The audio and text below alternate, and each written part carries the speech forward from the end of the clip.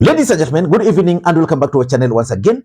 And it is my hope and prayer that the video is going to find you guys in good health. Personally, I am fine, as you can see. Kisumu is fantastic, and maybe you could also let me know where you're watching the video from, the county or the country, in case you are out of the republic. Ladies and gentlemen, first of all, allow me to begin the video by offering my apology. I was out of town, and that's why this video is arriving to you guys late. I've received several messages of you guys asking me what's happening, because we all know that mambo ni mengi. There are a lot of things happening within the political circles. So I hope you guys have forgiven me for that. Ladies and gentlemen, tomorrow Raila Odinga will officially be launched by William Samoei Arap Ruto as the Kenya's candidate for the African Union Commission chairmanship. That event will be attended by several heads of states. By the time of doing this video, at least I've seen some of them arriving for that event. I'll be following that event and I'll do an analysis before and after that event. But in this video, I also want us to talk about something which shocked the entire country. The about turn by none other than James Orengo as far as Raila Odinga and William Ruto's handshake is concerned. We all know that if there's one individual who was opposed to any deal between William Ruto and Raila Odinga, then that man was none other than James Orengo. Ya kwamba ile karamu ya Ruto, that is a poison chalice. Ruto knows where the people of Kenya want him to go. They know where they want Ruto to go. We talking to Ruto, this is the last word I want to say. Talking to Ruto is to assure his survival. Ruto is the one who is going to gain, because he'll be in power until 2027. Lakini Gen Z wametuonyesha kwamba with Gen Z, we don't have to wait until 2027.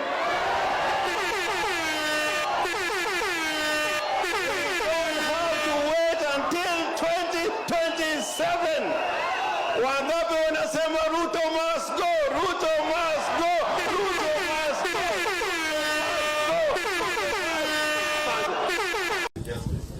So I'm praying that Kenyans will listen to the voices of mothers like Mother Kevin to see that justice is done. Justice is done. And I want to say those who are in a rush to join Ruto, that Ruto is a passing cloud. I am saying that without a fear of contradiction, because Ruto now has no money, because he's been borrowing, and the Kenyans have told him you cannot borrow. Ruto has said no taxation, but he said he is continuing to taxation, and he refused taxation through the finance bill. So he cannot tax Kenyans. Ruto has lost the confidence of the international community. So, where is Ruto going to take us? Ruto is taking us into a sinking ship. And I'm urging everybody that joining Ruto is a disaster, is an abomination. It cannot work.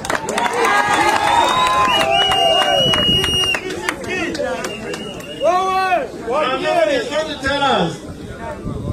Then when you are saying Ruto must go, and the biggest question is, what has changed? Mheshimiwa Rais, I want to remind you that this country sometimes gets into very difficult circumstances. And you need leadership. You need leadership with integrity. Now me, I can be your witness. In 2002, 2007, wakati ambapo kulikuwa na shida kubwa sana katika Kenya.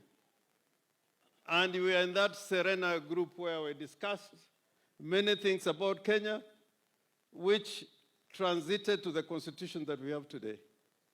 So I am sure with this new trajectory, Kenya can go to a better place.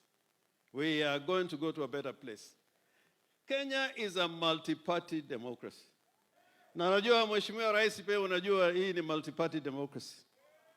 Na wewe pia ulikuwa katika, kwa watu ambao wamechangia ODM sana, wewe ulikuwa kwa mstari wa mbele kila mahali katika hii Kenya. So when you choose some of our best people. And just like I keep on telling you on this platform, in politics, nothing happens out of mere coincidence. Everything in politics is normally well planned, well scripted, and executed to achieve a specific political objectives. Nothing in politics just happen for the sake of it. In this video, I want to reveal to you guys the reasons why James Orengo has decided to eat the humble pie. But before we do that, in case you're watching this channel for the first time, please take a second or two, click that subscribe button so that next time we produce a video like this, YouTube will automatically notify you. And to the subscribers, I want to continue thanking you guys for your continued support.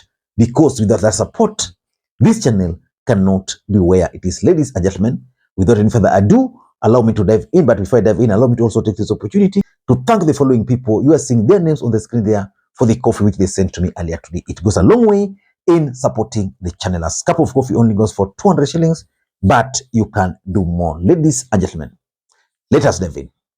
Why do you think James Orengo has changed his position as far as the deal between William Ruto and Raila Odinga is concerned? We all know that James Orengo is not an ordinary politician. James Orengo is one of the veteran politicians we have in the Republic of Kenya. There is no way you can talk of Kenyan politics without meeting the name of James Orengo. And James Orengo is always known for his tough stance. James Orengo assured the entire country that there was no way he was going to support that deal. I was surprised to see James Orengo yesterday contradicting his own earlier position. In fact, James Orengo even landed with William Ruto in the same chopper. He went with William Ruto to Nandi County, and from the speech, it is now clear that James Orengo has decided to embrace that handshake. What has changed? Number one, in my view, politics is local. I think after opposing the handshake, James Orengo found the ground a bit hostile for him. Because remember, Siaya County, where Orengo comes from, is also the same county where Raila Odinga comes from. So basically, Siaya County is the home county to Raila Odinga. And I strongly believe that maybe James Orengo found the ground a bit rough for him. I was talking to someone sometimes back, and I was telling him how the position James Orengo has taken would probably propel him to a position where the community were really going to see him as the next Raila Odinga. Of course, a lot of things were against him, considering the fact that he's a bit old, almost the age mates of Raila Odinga. Remember this Babu, he's emerging. And this guy told me that, Lee, you don't know what you're talking about. Raila Odinga only needs a single rally in Siaya, and James Orengo will run helter-skelter looking for Raila Odinga with an apology letter on his hand, or maybe with a single goat. You know, sometimes when there's a problem, then you go and apologize with a goat. You remember the Mutai Ngunyi's goat, which he offered the Du community. By the way, where did Apollo Njoha Boya took that goat to? So in my view, Orengo was playing local politics. Number two, maybe James Orengo was just strategic. He was just applying tension. You know, this technique of tension where you raise your profile, and then place the demands on the table. So I think James Orengo only lacked one thing. He was not part of the negotiating team on the side of Azimio. He wanted to be placed right at the table there. He has achieved that because he was with Ruto yesterday. Ruto is beginning his tour in Nyanza soon. He will be part of that tour. So for me, James Orengo was just making noise to raise his profile. And of course, he has been noticed, and is now going to be part and parcel of that negotiations, because there's no way you can talk of deal between Ruto and Raila. James Orengo is not there, and you think you will be just keeping quiet. There was no way he was going to remain silent. Number 3, there is also this Raila Odinga succession politics. 2 fronts. There is the one in ODM party. Raila Odinga named key individuals: Arati, Abdul Swamad Nasir, and Osotsi as the deputy party leader. Raila Odinga is going to AU, but who is the party leader? That is what James Orengo wants. He wants to negotiate to be the party leader. Because let's face it, the moment Raila Odinga will go to AU, he can't be ODM party leader. So he was raising his stakes.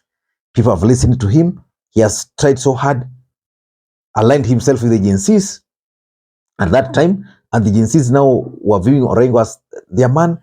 And the second front is actually the Nyanza succession politics. Who is going to succeed Raila Odinga in Nyanza? The truth is, with the elevation of Mbadi, with the elevation of Wandai, James Orengo was going to play down there. Now again, Gladys Wanga being appointed the chairperson, so it only meant that James Orengo had to look for a strategy of positioning himself strategically, where things will happen, but it will have to be brought on the table. So I think moving forward, we'll be starting to see James Orengo moving across the country as the next ODM leader. Number 4, which is very unfortunate, is likely because the Gen Z protests have slowed down. Orengo is a politician.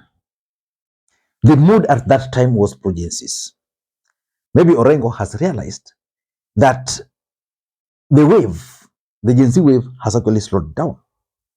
And therefore, he cannot bank on the Gen Z wave. He has now to realign himself. And lastly, William Ruto is supposed to embark on a 3-day tour of Nyanza region. Orengo will host William Ruto in Siaya, which means he must align himself with a broad-based government. And that's exactly what he was trying to do yesterday. I don't know what you think. That's my take. Until next time, this is Lee Makwiny. Bye-bye.